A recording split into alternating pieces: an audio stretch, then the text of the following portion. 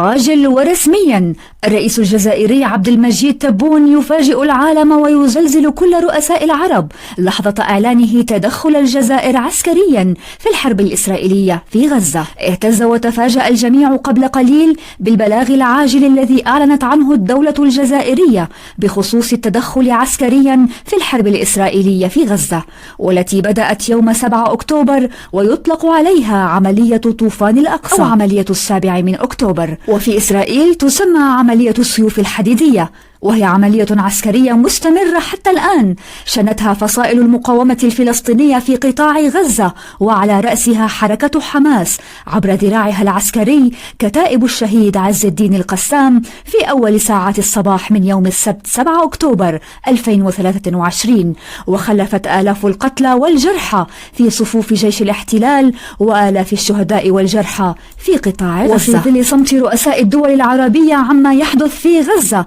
خرج الرئيس الجزائري عبد المجيد تبون قبل قليل ببلاغ عاجل زلزل به العالم ورؤساء الدول العربية وأفرح كل الشعوب العربية والإسلامية، حيث أعلن في تصريحه أن الجزائر وبأوامر من رئيس أركان الجيش الوطني الجزائري بدأت تجهز جيشها وقواتها للتدخل عسكريا ومساعدة المقاومين الفلسطينيين في غزة، وقال أمام إسرائيل أياما للتراجع وإلا سوف تتدخل الجزائر بكامل قواتها وجيشها الشعبي، وهذا ما أفرح وأسعد كل الشعوب العربية.